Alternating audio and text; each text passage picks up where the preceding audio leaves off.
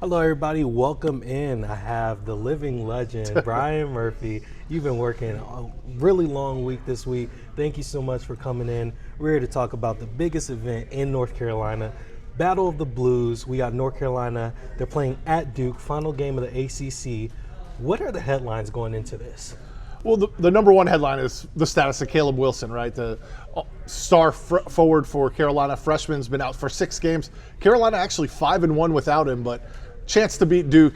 Probably need Caleb Wilson in the lineup. Of course, he fractured his left hand against Miami, has been out ever since, and still not sure if he's going to be able to play in this game. Probably the only time for Caleb Wilson to play in Cameron Indoor Stadium, so really hate for him to miss it, but uncertain. He hasn't been cleared for 5-on-5 practice yet, and so that's the number one headline. The number two headline, can Duke avenge that loss at Carolina? Seth Trimble hits the go-ahead three-pointer with 0.4 seconds remaining. Carolina wins that game. They had never led until that final shot. And so Duke has been on a roll ever since. They've won their last 7 games. Chance to avenge that loss and really solidify their status as the number one overall seed in the NCAA tournament. Absolutely, and it's about seeding, also getting rest for the ACC tournament, getting those reps in and things like that. So tell me a little bit, let's switch gears a little bit. You're going to be on the ground, Battle of the Blues. What's it like in Cameron Indoor? I haven't been. What's it like in there? I mean, it's one of the best college basketball environments in the country, and it's particularly good when they're playing North Carolina, right? Yes. The students have been camping out for 6 weeks at Krzyzewskiville. They're going to be ready to go when this game tips off on Saturday night. Of course, ESPN College Game Day will be there earlier in the day. I mean, it is the premier college basketball rivalry in the country, and Cameron never fails to deliver. This rivalry never fails to deliver, and the atmosphere inside there is going to be jumping. We saw at the end of the Carolina game when Seth Trimble hits that shot, the fans stormed the court. They actually got to storm it twice. You know, Cameron will be just as hostile, just as ready, just as amped up for this game. All right, so let's go back to the game. Duke minus 16.5, according to DraftKings.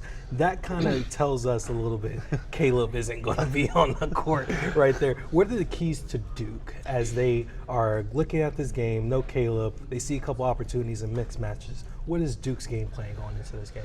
Yeah, I mean, Duke has been a machine, both offensively and defensively. Their offensive and defensive efficiency off the charts. And what's really happened since the Carolina game is they're starting to get contributions from other sources.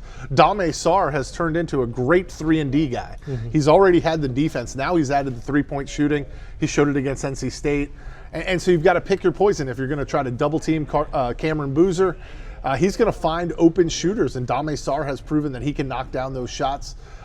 They have a great inside game with not only Boozer and Patrick Gongba, but they also have Malik Brown, who's sort of a 6th starter for them. Mm-hmm. He'll be honored before the game. It's senior night. And he's a transfer from Syracuse, who's been instrumental over the last 2 years. His defense is terrific, maybe the ACC Defensive Player of the Year.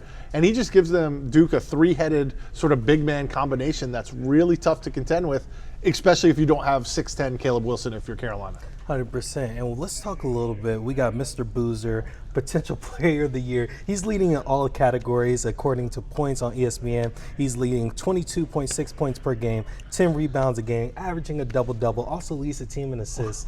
This guy, anytime the lights are bright, he is executing at a high level.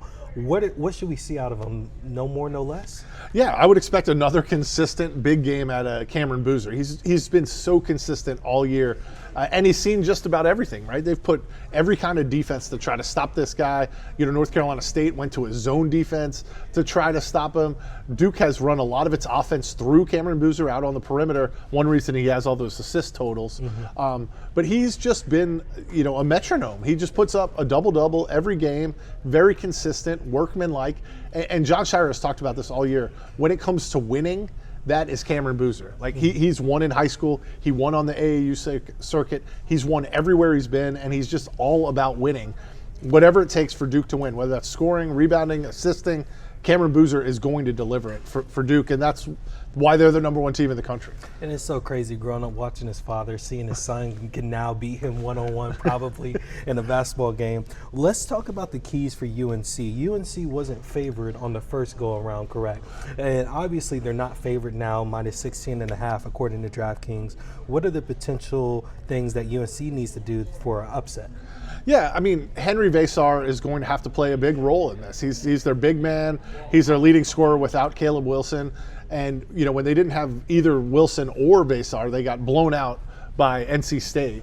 But having Vasar in the lineup really gives them at least a fulcrum of the offense.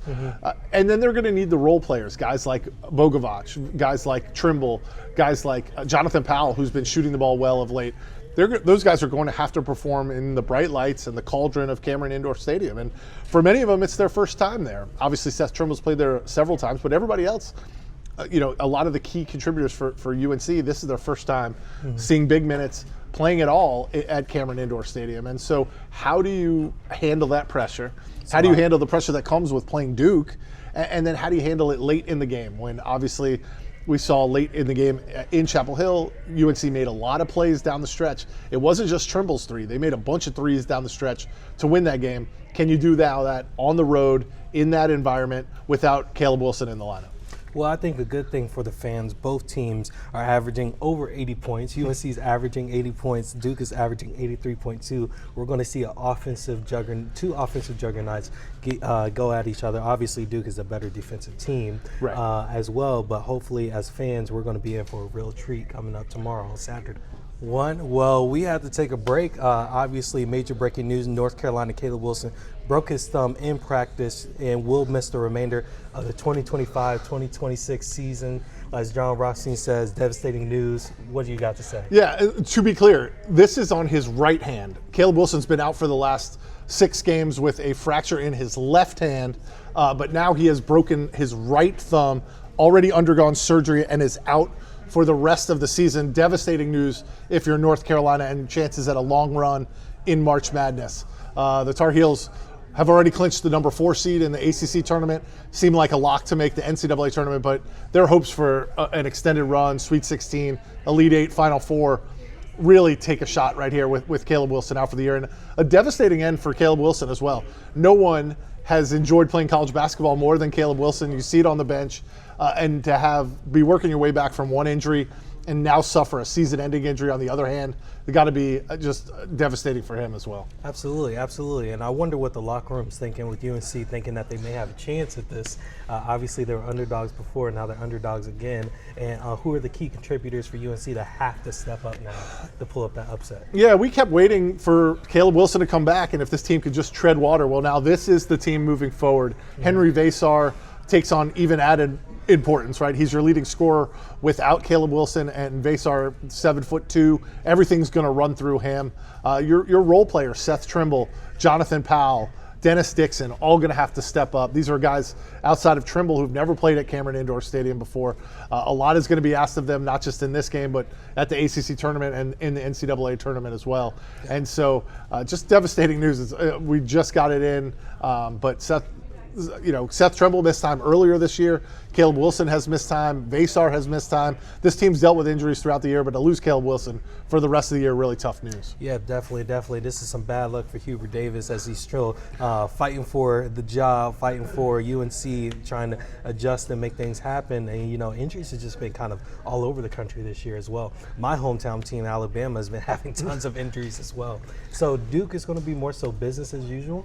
Yeah, I mean, Duke's already clinched the number 1 seed in the ACC tournament. They're fighting for that number 1 overall seed in the NCAA tournament, almost assured of a 1 seed, but they want that number 1 overall. They can dictate their path, likely through Greenville, South Carolina, and then Washington, D.C. before, if you're a Blue Devils fan, hopefully you get to Indianapolis for the Final Four.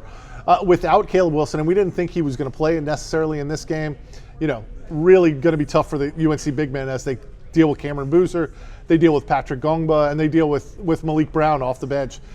Duke has a steady rotation of those 3 guys in the interior, and that really sets up everything that Duke's trying to do. I've been really impressed with the emergence of Dame Sarr early in the year, a great defender, and you're going to see him matched up on Carolina wing players. But he's been hitting those corner threes. He had 3 of them against NC State in that blowout victory. And that's just another weapon for Duke to deploy right now. They are hitting on all cylinders, and I would imagine without Caleb Wilson, this news, a really tough event for Carolina to go into Cameron and try to pull the upset. I'm sure Duke has revenge on its mind. It lost that game on a last-second shot to Seth Trimble in Chapel Hill. Love nothing better than to avenge that loss, go into the ACC tournament riding high. Absolutely, absolutely. March is about teams peaking at the right time. Duke is, and also really good guard play. Elite guard play is what gets you very far in the tournament in March as well. So Murph, you're about to go hit that breaking news. Thank you so much for your time, man. I appreciate you. And again, if you're watching this, like and subscribe and keep up for the latest. Murph will be in Cameron Indoor covering the game as well. So if you guys see him, say what's up.